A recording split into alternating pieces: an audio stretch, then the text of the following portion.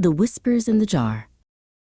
Isaiah sat in his chair, the glow of his tablet, a harsh, unforgiving light in the dim room. He was a writer, but the words had left him. The screen was a blank page, a vast, empty space that mocked his every attempt to fill it. He typed a few sentences, then deleted them, typed a few more, and deleted them again. The weight of the blank page was a heavy cloak on his shoulders. He sighed, leaning back, and closed his eyes, surrendering to the silence.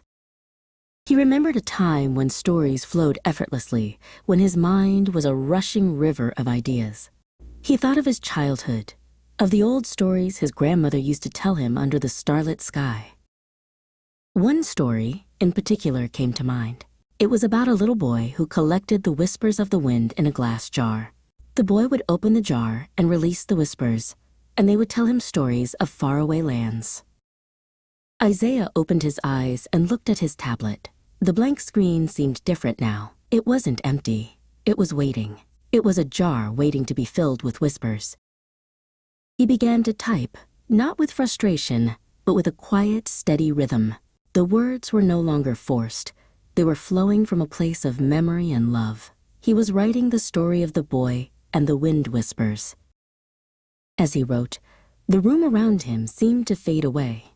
He was no longer in his chair. He was sitting under a vast, starry sky with the sound of his grandmother's voice in his ears. The story was finished.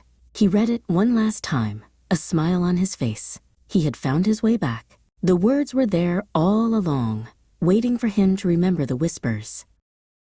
He saved the file, a small act of completion. The creative block was gone, replaced by a sense of peace and purpose. He knew that he could always return to the whispers whenever he needed them.